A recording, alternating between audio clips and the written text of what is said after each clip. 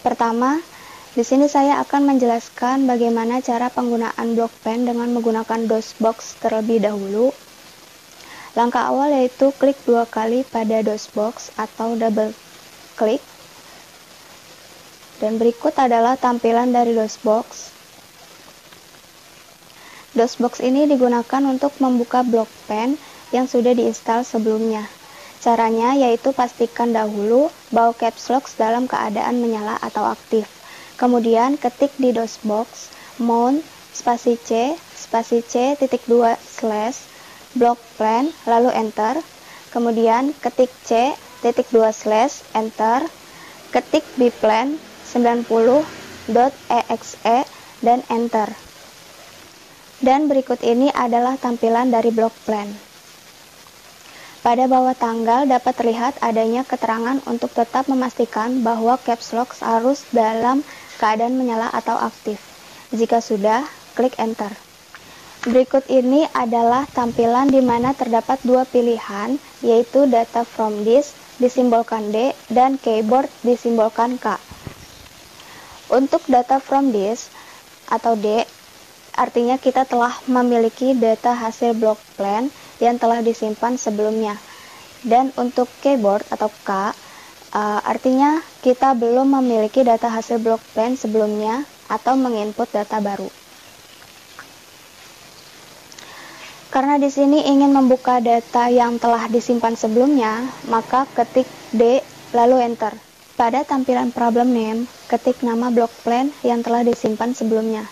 Di sini saya akan ketik kotak perkakas bengkel underscore kelompok 4 underscore 4 id 12. Jika nama sudah benar, klik enter. Berikut ini adalah tampilan inputan departemen dan luas area yang telah diisi sebelumnya, sesuai dengan data luas lantai yang dimiliki. Apabila data yang telah diinput masih ada yang salah dan ingin diperbaiki, maka ketik Y lalu enter.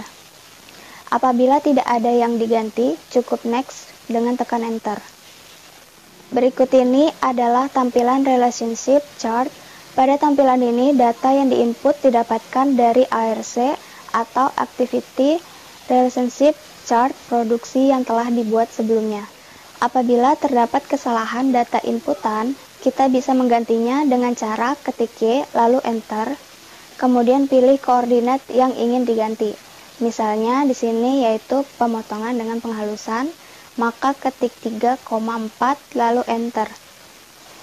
Lalu ketik yang ingin diganti, misal ketik A lalu enter. Apabila tidak ada kesalahan data lagi, ketik N dan enter. Pada tampilan ini cukup ketik N dan enter. Pada tampilan ini cukup di enter saja, karena ini adalah hasil dari skor perhitungan algoritma berdasarkan skor sebelumnya. Langkah selanjutnya yaitu ketik 3 lalu enter, ketik 4 lalu enter. Di sini kita dapat melihat beberapa layout alternatif yang dihasilkan. Di sini saya ingin melihat 20 layout alternatif, maka ketik 20. Berikut ini adalah tampilan jika ingin menentukan lokasi departemen secara manual, sehingga kita dapat mengunci departemen yang diinginkan. Maksud mengunci departemen di sini ialah lokasi departemen tidak akan berubah di semua alternatif yang ada. Di sini saya akan mengunci dua departemen, yaitu receiving dan shipping, pada lokasi A dan I, dengan masing-masing lokasi di sebelah kanan. Untuk receiving, ketik Y lalu enter, ketik 1 lalu enter, kemudian ketik A lalu enter, ketik 2 lalu enter. Untuk shipping, ketik Y lalu enter, ketik 8 lalu enter, ketik I lalu enter, kemudian ketik 2 lalu enter. Jika tidak ada lagi yang ingin dikunci, ketik N lalu enter. Tunggu hingga proses selesai.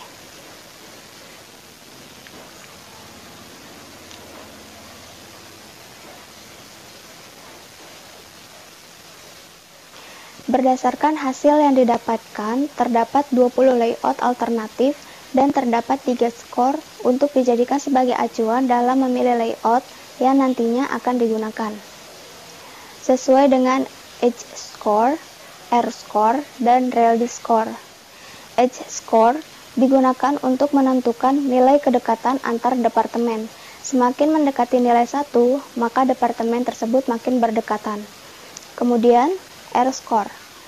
R Score di sini digunakan untuk melihat tingkat efisiensi dari tata letak yang dihasilkan. Semakin besar nilai dan mendekati angka 1, maka semakin efisien. Selanjutnya yaitu Reality Score. Reality Score ini digunakan untuk menampilkan jumlah keseluruhan dari jarak antar dua departemen. Semakin kecil nilai yang dihasilkan, maka semakin baik. Pada tampilan ini, layout terpilih adalah layout 20 karena menduduki peringkat 1.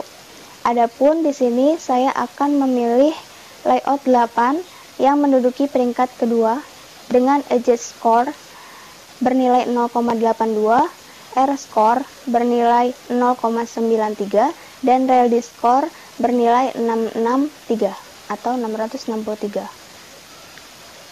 Selanjutnya yaitu ketik N dan Enter.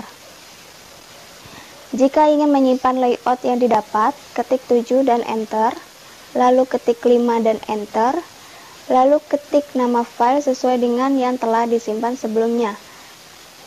Kemudian Enter. Selanjutnya ketik 3 dan Enter. Selanjutnya yaitu mereview layout yang sudah dipilih. Ketik 5 lalu Enter. Karena sebelumnya saya memilih layout 8, maka ketik 8 lalu Enter. Dan berikut ini adalah tampilan layout 8 yang dipilih. Dapat dilihat bahwa Departemen 1 dan 8 terletak pada bagian kanan. Hal tersebut karena Departemen 1 dan 8 sudah dikunci sebelumnya, atau pada bagian receiving dan shipping. Selanjutnya ketik A untuk menganalisis layout, kemudian Enter. Berikut adalah tampilan yang memperlihatkan ukuran masing-masing departemen pada layout 8. Misalnya pada receiving memiliki panjang 9,2 dan lebar 4,7. Untuk analisis selanjutnya tekan Enter. Berikut ini adalah tampilan Adjacencies Satisfied yang menunjukkan bahwa layout terpilih dibuat berdasarkan kedekatan antar departemen. Warna putih menunjukkan bahwa layout tersebut sesuai berdasarkan ARC dan warna merah menunjukkan ketidaksesuaian. Selanjutnya tekan Enter. Berikut adalah tampilan Disk Matrix atau matriks dari jarak masing-masing departemen. Selanjutnya tekan Enter. Berikut merupakan tampilan dari alur produk. Karena sebelumnya tidak memasukkan data pada supply product information, maka tampilannya terlihat kosong. Karena proses analisis telah selesai, saya akan meng-close block plan. Untuk selanjutnya akan diteruskan pada pembuatan AAD atau Area Allocation Diagram. Berikut ini adalah tampilan AAD yang telah dibuat berdasarkan layout 8 yang telah dipilih. Pada sebelah kiri adalah gambar dari layout 8 hasil block plan beserta dengan ukurannya. Dan di sebelah kanan adalah layout perkantoran yang disesuaikan dengan ARC perkantoran yang dimiliki. Pada layout 8 di block plan dijadikan sebagai ruangan produksi. Adapun kode dan warna digunakan sebagai penanda dan pembeda antara Departemen 1 dan lainnya. Berikut adalah tabel keterangan secara lebih rinci mengenai arti kode yang dipakai.